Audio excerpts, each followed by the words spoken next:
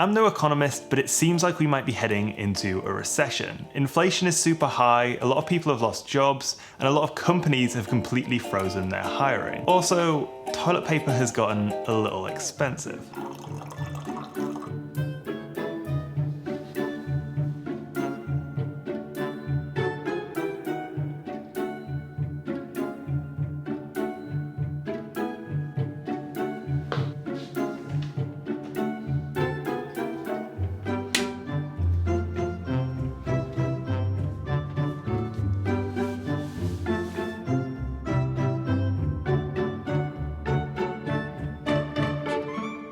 So you'd think right now would be a great time to have a super stable job. Well, maybe not. In this video, I'm going to share with you why I think now is the best time to be a freelancer, agency owner, or independent consultant, whatever you want to call it. So the first reason is that attitudes have completely shifted since the start of the pandemic. Over the last couple of years, a lot of companies that might have taken another 5 to 10 years to go remote first have completely shifted overnight. Now, what's great about these remote first companies is that they don't have the hesitation to outsource work to other people who are working remotely. In the past, working with outside contractors and outside freelancers who work remotely might have been a sticking point, and that's mainly because to actually effectively work remotely you need to communicate really well. Whereas when everyone was working in an office, that wasn't necessarily the case. You can get by without communicating that well in the office. But then if you start to work with an outside contractor, the chances are you don't know how to properly work with them. Well, luckily this has completely shifted and people have had to learn how to work remotely. If you pair this with the fact that people turn over jobs really quickly nowadays, a lot of people are only spending 1 to 2 years in different roles and then moving on to the next company. There's a high rate of turnover inside of a company. So people are used to chopping and changing who they work with, and it makes it much easier as an outside contractor to come in and offer your expertise. People are more used to working with a wide range of people than just working with the same co-workers for multiple years. This attitude shift has made it so much easier to provide value to companies as an outside freelancer, while essentially being an extra part of their team without giving up your autonomy and your freedom. And that moves us on to the second point, and that is that as a freelancer, you are very valuable. You're valuable to yourself in that you can earn a lot of money, but you're also valuable to the company because you can do good work while also saving them money. I know it doesn't sound like that should be the case. It doesn't sound like you can earn a lot of money while also saving the company money, but let me explain. Now, first off, as a freelancer, you have great earning potential, and that is because a company is hiring you because you have some form of specialized knowledge. The chances are you know more than anyone inside that company, or at least you're equal with anyone inside of that company in terms of knowledge about your specific skill. Because this is the case, the chances are they're hiring you because of your expertise. You don't want to be hired just because you're a technician, just because they think they know exactly what you're going to do and you're just going to come in and just sit there and type for them. Instead, you want to be hired as that expert outside consultant. And when you're in that position, you can demand a good hourly rate. Now, while you probably don't want to actually be charging hourly and instead be charging per project, when the company looks at the amount of work you've done with the actual output, they might think that that didn't take you many hours, but because you have that specialized knowledge, you can charge a lot of money for that because of the value that it is worth. The part that's really interesting here is that while you are charging a lot of money for that specialized knowledge and the work that you do because it's valuable at the end of the day, you're also able to save the company a lot of money because if they didn't work with an outside freelancer, the chances are they'd have to hire a full-time employee. Now, even if they paid that employee a little bit less than they were paying you per month, that'd actually be more expensive than just hiring an outside contractor. That's because when you hire an employee, there's so many different things that you have to pay for, from somewhere to work, to equipment to work, to healthcare benefits and all that kind of stuff that comes with actually hiring an employee. So now you can see, as an outside consultant, as a freelancer, you can earn a lot of money because you can work with multiple clients and work less hours with each of those clients while offering a lot of value and providing something that is very valuable. But then from the company's perspective, they're getting something very valuable to their business, something that's going to help them grow and build their own business without having to take on that overhead of hiring someone full time. What's great about freelancing is that that there isn't much redundancy. The incentives are aligned on both sides, especially when you're working on a project basis.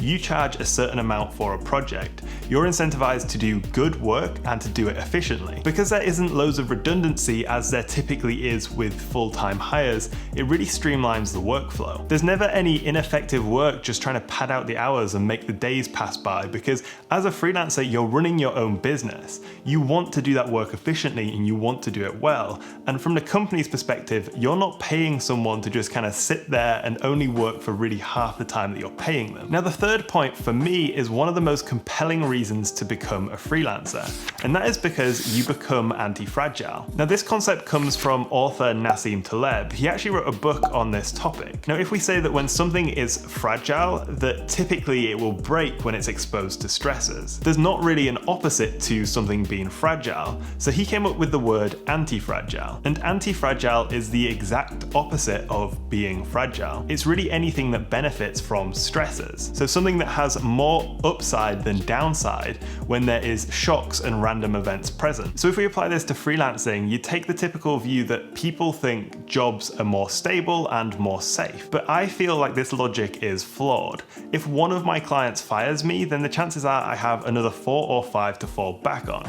But if my boss fires me at my job, I'm going to be kind of screwed. By having a diverse range of income sources, you eliminate a single point of failure, something that if it fails will stop the entire system from working. Anyone building a system knows that these single points of failure are what completely stops momentum. It's like investing in a single company versus investing in the S&P 500. The S&P 500 is a collection of the 500 largest businesses, whereas if you're investing in a single company, there is just one company that either succeeds or fails. If you have all your eggs in one basket, sure, it might succeed, but what happens if it doesn't succeed? Do you put all your eggs in the basket of one company doing well? Or do you bet on the fact that the whole market will do well? It doesn't matter if one company does badly inside that 500, because the chances are that the other companies will do well and negate any of the downside. When you bet in the S&P 500, what you do is you hedge your bets. If 10 of those companies fail, it doesn't matter because there's another 490 companies that have probably done very well. This concept of anti-fragility is probably one of the biggest mind shifts you need to make when you become a freelancer. While it might seem from the outside that freelancing is risky, it's actually less risky than having a job. When you see other freelancers, what you'll notice is that these people are very good at dealing with risk. They know that it's much more important to hedge your bets and to have a diverse range of clients and build up your portfolio and have connections, rather than just relying on one single source of income. Sure, it can feel risky being a freelancer, especially in the beginning, but embracing good risk is a necessary part of growth. And finally, the fourth reason why I think that now is the best time to be a freelancer, and for me this is the biggest reason,